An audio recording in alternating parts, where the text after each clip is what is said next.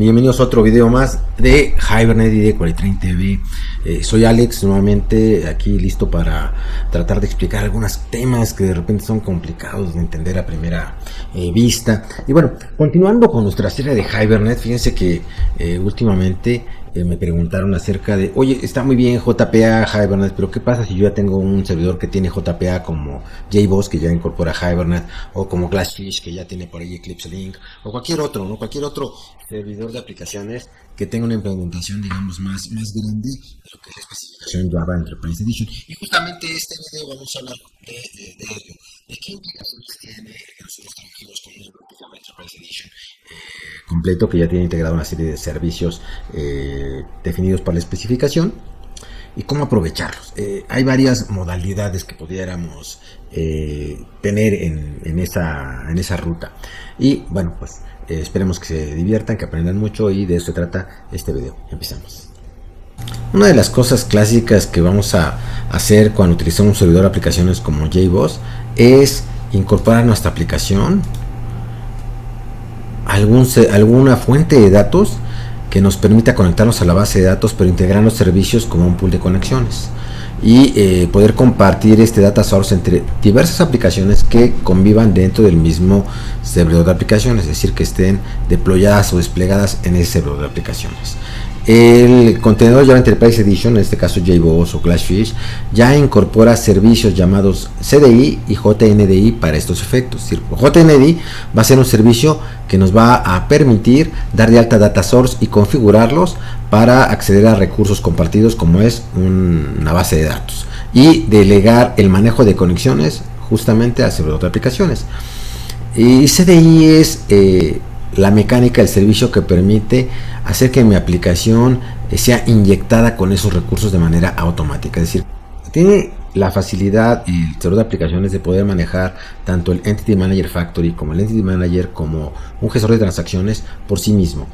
Quiere decir que nosotros podríamos hacer que nuestra aplicación utilice esa infraestructura. De eso se trata justamente el integrar JPA con Java Enterprise Edition. Bueno, vamos a ver esto con un ejemplo. Partamos de que tenemos una aplicación, una aplicación web REST que publica una serie de servicios, pero que utiliza una base de datos MySQL. Entonces, cuando hacemos llamados como este, obtenemos información. Por ejemplo, aquí voy a obtener una lista de armadoras, y ahí están las armadoras. Ahora, esta información la aplicación le está sacando de una base de datos MySQL que está acá. Entonces, estos datos se dan cuenta los mismos que me está devolviendo la página. Estamos haciéndolo bajo una aplicación. Esta aplicación que está aquí utiliza el JPA que ya está en el JBoss, es decir, que forma parte del servidor de aplicaciones y está, claro, desplegada en JBoss. Bueno, hasta ahí todo bien. Sin embargo, la usa de un modo manual, esto es, no utiliza la infraestructura del contenedor o del servidor de aplicaciones para manejar pues ni el data source, ni el pool de conexiones, ni el manejador de transacciones, nada de eso. Lo hace la usanza tradicional. Lo único que hace es, pues, que en lugar de importar librerías de Hibernate, usa las que ya están dentro de JBoss. Aquí podemos ver nuestra capa de datos, un poquito para poder comparar el antes y el después. Entonces, esta capa de datos, este componente, lo que hace es que tiene un Entity Manager Factory, que va a ser el componente a partir del cual podamos recuperar el Entity Manager para generar contextos de persistencia en cada servicio de datos.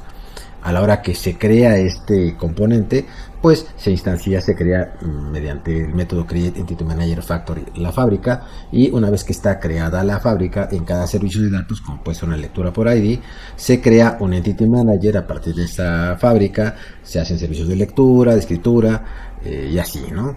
Tenemos algunos servicios como este, por ejemplo, que obtiene la armadora y los modelos asociados al armador. Esto es un join, ¿no? Y bueno, pues está utilizando justamente el Entity Manager. Crea el Entity Manager cada servicio lo cierra.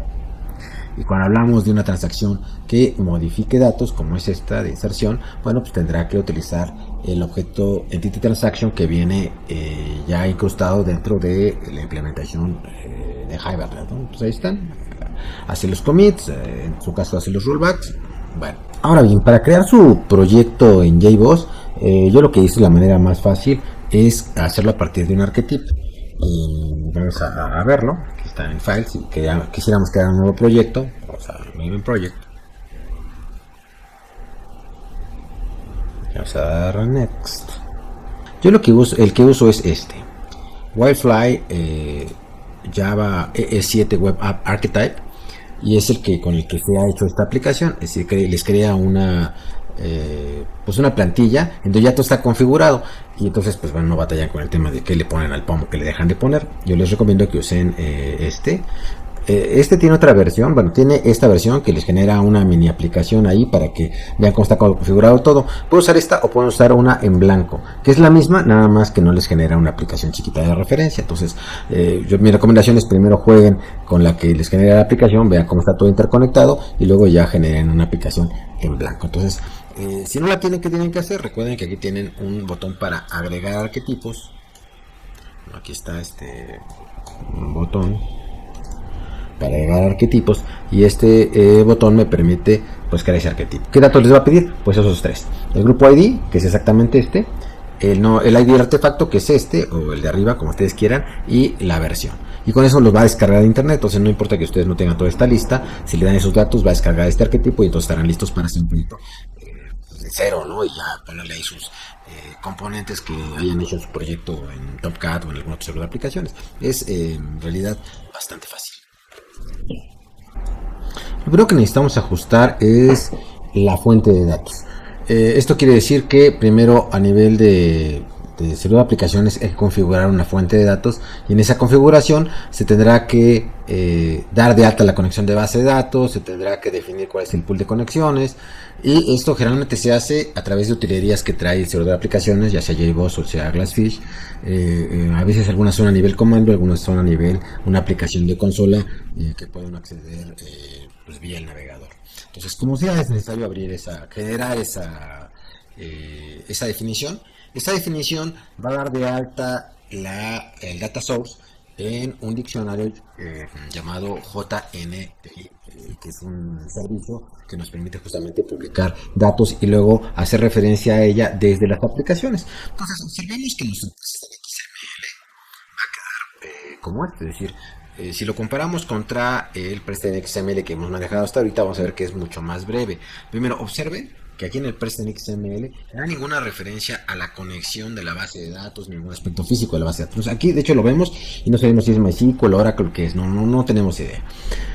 Pero lo que sí tenemos es una llave. Aquí el caso de la llave es Java MySQL DS, que es como se le llamó la configuración. Vamos a revisar cómo quedó la configuración del lado del JBoss dentro de un elemento JTA Data Source, que es digamos la etiqueta que deberemos utilizar para que nuestro Persistence XML haga referencia a ese recurso publicado en JNDI en el servidor de aplicaciones. Y bueno, a partir de ahí le vamos a darle de alta a las clases. Es importante que estén las clases. Cuando hemos hecho aplicaciones con Tomcat, de repente este paso no lo hacemos y no importa mucho, como que la implementación es capaz de acotar las clases, pero cuando usamos servidores de aplicación, de repente hay algunos más quisquillosos que otros. Entonces es importante que pongamos las clases que están anotadas y que vamos a utilizar en la aplicación. La parte de propiedades de Hibernate, esta se mantiene igual. Recordemos que en ambientes productivos esta última propiedad vale la pena que la coloque con un validate para que no cree la base de datos, modifique una base de datos de un ambiente productivo. Esto básicamente es como quedaría el Person XML. Ahora, ¿cómo quedará o cómo están los archivos de configuración en el caso de JBoss?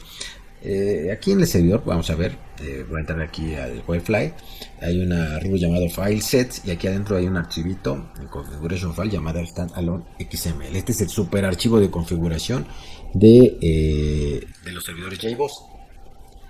Aquí vamos a buscar dentro del profile, me parece que está, no sé si no está en profile, así está en profile. Hay una serie de subsistemas y uno de esos subsistemas es el de data sources. Ya previamente hubo un trabajo para darle esta data source, particularmente es que vamos a ver en un momento que está aquí, que es un data source para MySQL. Aquí se dio de alta el driver, ¿no? Todo esto les decimos, no se hizo manualmente, se hizo a través de comandos propiamente de JBoss, más cosas que se dieron de alta en la aplicación de consola de administración que trae JBoss, y el resultado al final tiene una parte importante. Aquí están todos los datos de data source. Observemos que aquí hay datos del pool de conexiones. Ahí está, mínimo, máximo. En la documentación de JBoss vienen, bueno, los significados de cada uno de estos elementos y también los procedimientos para dar de alta este data source. ¿Qué parte es relevante? Observen que aquí hay un campo llamado JNDI name. Es la llave con la cual se va a publicar a las aplicaciones. Este es el mismo que uso dentro de mi archivo de configuración persistence XML. En este caso aquí tengo una segunda versión de la aplicación que vimos antes, y aquí en el persistence XML de esta aplicación justamente hacemos referencia a este data source. Aquí está. También nos observamos que hay más data source. Si nosotros quisiéramos hacer referencia a este, por ejemplo, que es una base de datos en memoria que ya viene preconfigurada en los servidores de aplicaciones JBoss, entonces tendría que haber usado este nombre. Entonces eso va a ser importante, que tengamos dados de alta ya nuestro data source con el pool de conexiones o con los que se requiera, y que conozcamos cuál es su nombre JNDI, porque ese es el que vamos a referenciar desde nuestro persistence XML. Entonces, a nivel de configuración, con esto estamos listos. Hay un servicio en los servidores de aplicación Java Enterprise Edition llamado contexto de inyección de dependencia. ¿Qué significa? Bueno, vamos a partir de la siguiente idea. Cuando nosotros tenemos una aplicación, cuando ustedes tienen su aplicación, y la aplicación usa diferentes componentes, unos que ustedes crean, otros que puede ser que vean librería, o puede ser algunos inclusive que son componentes propios de la infraestructura y de las aplicaciones. Como sea, la aplicación usa muchos componentes, diferentes tipos, ¿no? Entonces, esta figurita de este lado nos muestra esto.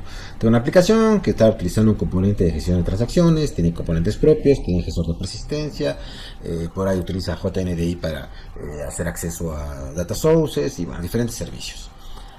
Ahora, puede ser que para cada uno de los componentes tengan ustedes diferentes versiones. Es decir, puede ser, imagínense que tienen un gestor de impuestos que depende de cada país o de cada estado de un país, cada departamento, cada geográfica. Entonces, resulta que si nosotros tenemos una aplicación que tiene un ámbito geográfico amplio, pues vamos a necesitar que nuestra aplicación, si se implementa para un país, utilice el componente de impuestos para ese país.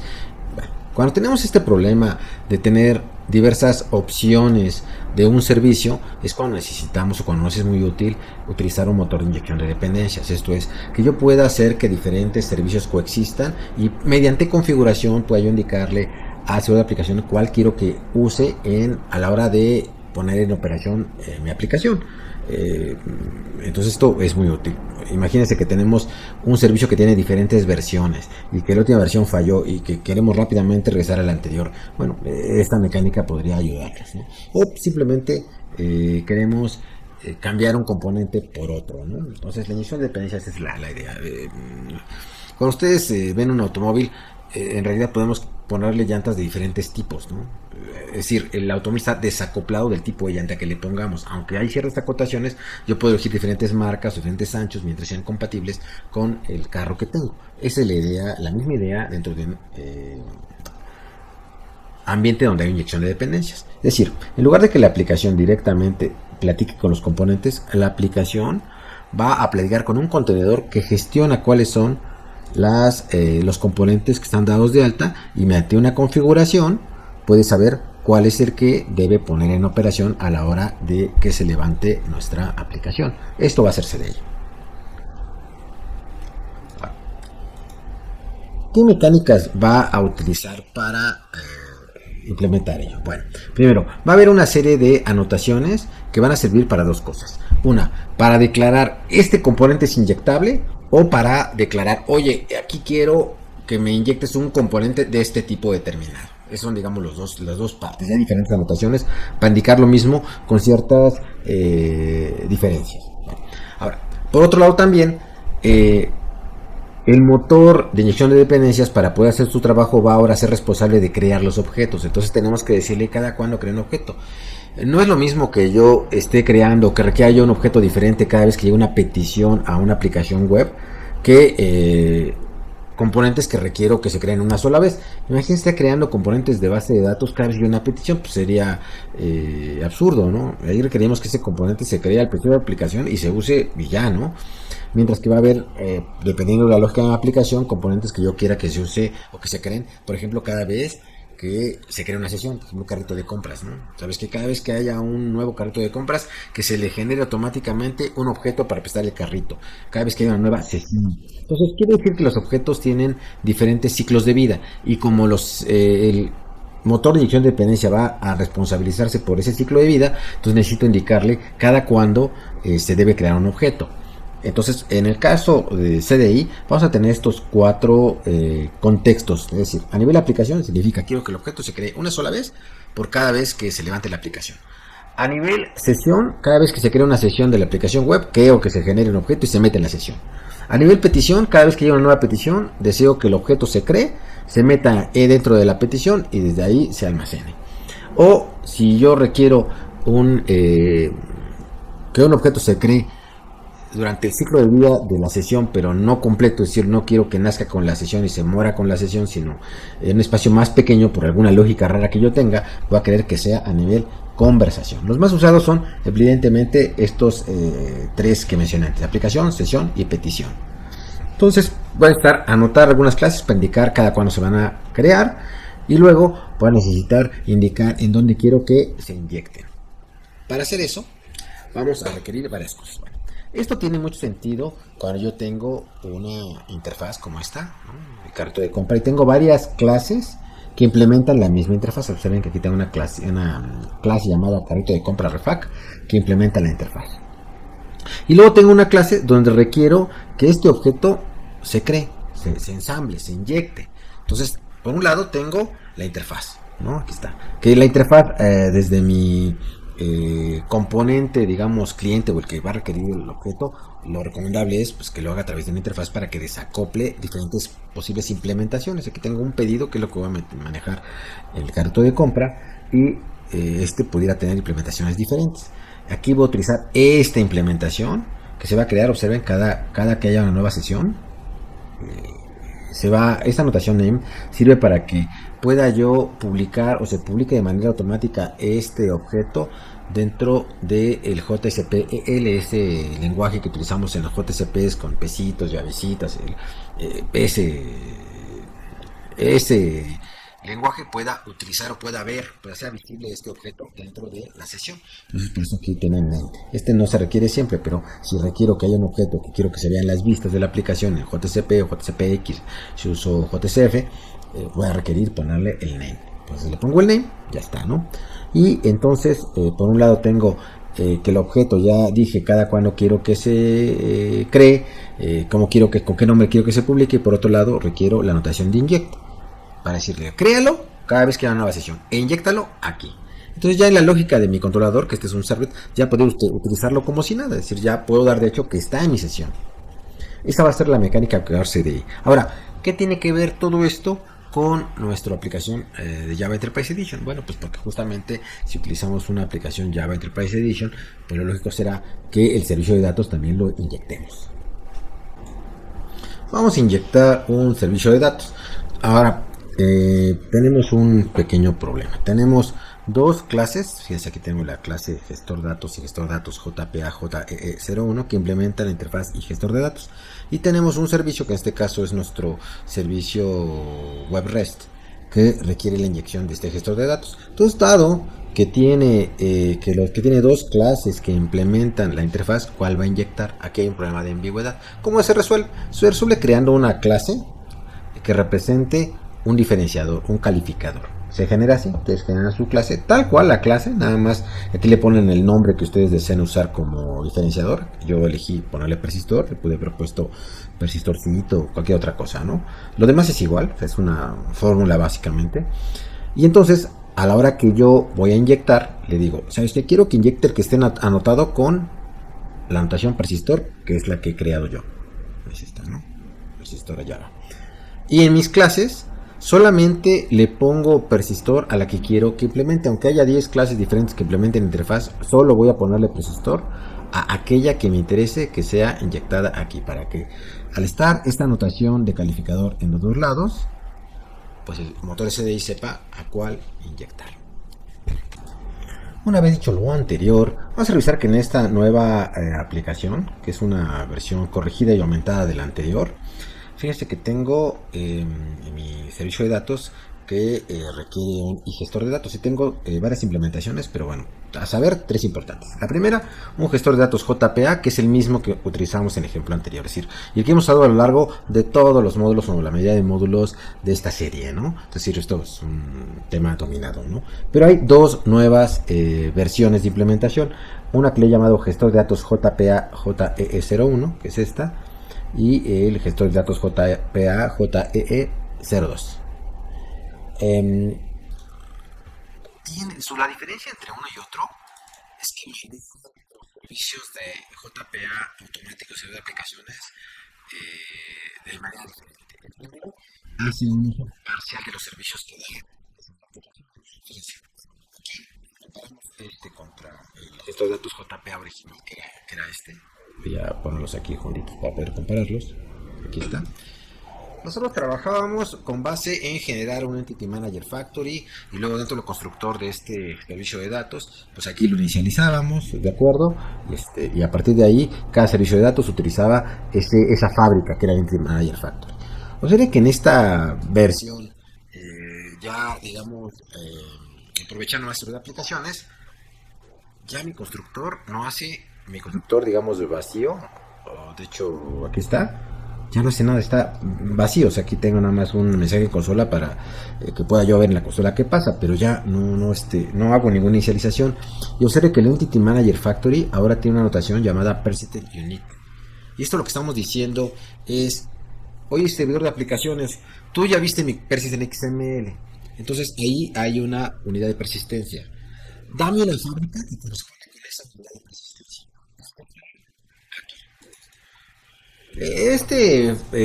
Digamos que esta alternativa sería útil cuando yo ya tengo un servicio de datos hecho que funcionaba, digamos, sin necesidad de aplicaciones, y entonces no quiero ya moverle nada, sino no tengo tiempo. Entonces, pues lo que hago simplemente es cambiar el lugar desde el cual genero la fábrica. La inyecto en lugar de crearla, ¿no? Es decir, fíjese que aquí va a ser inyectada en lugar de, como lo hacíamos antes, crearla a partir de un método Create Entity Manager Factory, ¿no? Y lo demás, pues bueno, va a quedar, dada esta situación, pues va a quedar igual. Es decir, los servicios de datos, pues harán lo mismo, no tiene modificación, crearán su Entity Manager, lo cerrarán y así sucesivamente. Pero bueno, como que no tendría mucho chiste hacer eso, ¿no? Realmente lo que tiene chiste y se podría aprovechar es en esta mejor infraestructura de aplicaciones, es en esta segunda vertiente, observen este servicio de datos. Que por cierto, el que está activo es voy a comentar para que no se quede, no sea el más avanzado. Ahí está. Entonces es una opción, ¿verdad? La otra opción, que sería la más rica, sería esta. Les comento estos dos para que sea el recurso que se ve lleno. Observen que quiero que se cree la aplicación. Y observen que este gestor de datos ahora tiene dos objetos que se va a inyectar. ¿De acuerdo? Se va a inyectar un Entity Manager. Aquí lo que estoy diciendo es, servidor de aplicaciones, tú maneja los contextos de persistencia. Tú maneja las conexiones, tú maneja cuando hables y cierras el Entity Manager. Yo voy a hacer nada más lo más básico. No me voy a preocupar por eso, ya hazlo tú. Y resulta que en ese sentido, el servidor de aplicaciones tiene dos elementos bien interesantes. Uno, pues esta posibilidad de manejar las conexiones él solo, crear y cerrar los Entity Manager según se necesiten. Y un gestor de transacciones, aquí está, que puede hacer transacciones distribuidas, es decir, que puede hacer una transacción que involucre varias bases de datos distintas, ¿no? Entonces una cosa ya, digamos, más poderosa, ¿no? Entonces, si yo quiero utilizar esos componentes, ¿qué voy a hacer? Bueno, observen que primero, mi servicio ya no trabaja a nivel de Entity Manager Factory, ya no hay ese Entity Manager Factory. En su lugar, lo que hago es inyectar un concepto de persistencia. Utilizo la anotación @persistentContext para que el JBoss me inserte ahí o inyecte ahí el contexto de persistencia que él creó. Y por otro lado también, cuando haga operaciones de actualización, voy a necesitar que inyecte un gestor de transacciones. Lo voy a inyectar, observen que con el nombre resource y con el nombre o el tipo user transaction. Esos son nombres reservados, igual que Entity Manager, ¿no? Entonces, eso es, digamos, el primer paso. Y luego, ¿cómo va a modificar esto mis servicios? Bueno, primero, en mi constructor ya no me preocupo de nada, ya no me preocupo por cerrar nada, o sea, ya eso lo controla solito el servidor de aplicaciones, eso lo vuelve automáticamente más cómodo. ¿Qué necesito nada más? Tener tu constructor vacío, tu getter y setter por este componente del Entity Manager y ya. Y los servicios observen cómo cómo queda, por ejemplo, el servicio de lectura por ID. Ya hago la lectura con el file, regreso el objeto y ya acabé. Es todo lo que hago. O sea, sí lo simplifica mucho. Ahora, la pregunta automática aquí es, bueno, ¿y cuándo abre y cierra conexiones? Bueno, lo hace por cada método individual que encuentre. Como se hacía, digamos, usualmente en JDBC. Oye, Alex, pero si yo requiero que haya más operaciones, entonces tienes que delimitar la transacción. Vamos a ver un ejemplo. Un ejemplo primero que en realidad no actualiza datos, sino lo que hace es hacer una lectura compuesta. ¿A qué me refiero con una lectura compuesta? Resulta que esta armadora, veíamos hace rato, trae marcas de coches, ¿no? Entonces a lo mejor tengo Ford, BMW, Chevrolet, no sé, los que tenga. Yo voy a querer, por ejemplo, que ahora me traiga la armadora, pero con todos los modelos de esa armadora. Entonces necesito un join. Entonces usualmente lo que hacía con esto era hacer un método como este que lee la armadora y luego consultar los modelos asociados a esta armadora con el método de getModelos. Cuando veíamos mapeos de uno a muchos, que si de repente esto me suena raro, vayan y vean ese video, si no lo repito aquí para no ser repetitivo y que es amplio. Pero bueno, el hecho es que el objeto armadora tiene conectado una serie de modelos asociados a esta armadora. Entonces, normalmente, como tenemos una relación de uno a muchos, por defecto la lectura es lazy. ¿Qué significa? Que no va a ser el join. Que cuando intente leer la base de datos va a leer nada más el registro papá y los hijos no los va a leer. Pero una manera de forzarlo a que los lea es llamar al método size de los modelos asociados. Entonces este método size pues, va a traerme los modelos asociados a esta armadora. Sin embargo, si aquí no delimitamos la transacción, es decir, si le quitamos el begin y el rollback, nos va a dar un error aquí, porque cuando llegue a leer los modelos ya va a estar cerrada la conexión. Entonces, ¿qué hago? Pues lo que voy a hacer es delimitar la transacción. Digo, la transacción empieza aquí con transacción begin y termina acá. Termina con rollback, no con commit, porque mi operación no actualiza base de datos. Yo solamente estoy delimitando para que no cierre la conexión. Entonces, cuando ustedes tienen que controlar cuándo se abre y se cierra la conexión de manera manual, ¿qué van a hacer? Van a usar el transaction begin y el transaction rollback. No olviden que ese transaction fue inyectado aquí en la línea 27. A diferencia de lo que hacíamos manualmente, que le pedíamos al Entity Manager que nos diera a su propio gestor de transacciones. No hacemos eso. Utilizamos el inyectado y delimitamos la transacción así. Si hiciéramos una operación que actualiza varias tablas, pues entonces vamos a ver, por ejemplo, el insertar. Dice como aquí he comentado como se hacía originalmente, y en lugar de esto lo hago con el objeto de transacción que acabo de inyectar, ¿verdad? Aquí lo empiezo y aquí hago el commit, ¿no? Entendido que viene una armadora, ¿no? Pero en cualquier operación en donde yo necesite hacer varias cosas como esta actualización, voy a hacer ese begin y ese commit o ese rollback de acuerdo a como yo quiera que se delimite la transacción. Y me olvido del tema de abrir, cerrar, controlar. Eso solo maneja solito el servidor de aplicaciones. Entonces esta sería la manera de utilizar esa infraestructura en mis aplicaciones, aprovechando que tenemos un servidor como JBoss. Evidentemente solo sirve en Tomcat, sino en un servidor de aplicaciones más robusto que cubra más la especificación Java Enterprise Edition, JBoss, Fish, WebLogic, WebSphere, etc.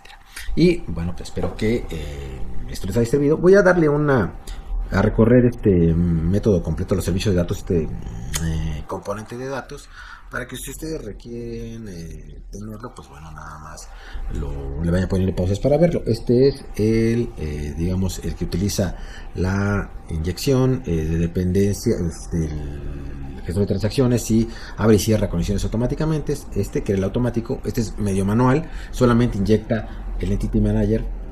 Nuevamente le doy una recorrida a todo para que puedan comparar uno y otro. Y veo el original, que este lo hemos visto en otros videos, que hacía todo de manera manual. Y aquí lo voy recorriendo todo. Y bueno, aquí terminamos este video. Espero que les sea útil entender esta idea. Evidentemente es un video que asume que ustedes ya dominan JP, que ya han visto los videos anteriores. Entonces si no los han visto, los invito a que lo vean desde el principio, para que si hay algún hueco en este momento lo cubran a partir de ver esos temas particulares en la serie, que es una gran serie, la de Hibernate. Y bueno, probablemente le agreguemos a esta serie un par de módulos más para temas más especializados. Pero por lo pronto aquí me despido nuevamente. Alex, un placer tener contacto con ustedes nuevamente. No se olviden suscribirse, el canal intenta ser una fuente valiosa de recursos. Y bueno, igual si algo no queda claro, si consideran que tiene áreas de oportunidad, pues ahí dejen en los comentarios y bueno, pues seguramente lo leeremos y con base en eso seguiremos generando contenidos que nos ayuden a aprender y dominar estos temas. Y por lo pronto es todo, hasta la próxima, cuídense mucho.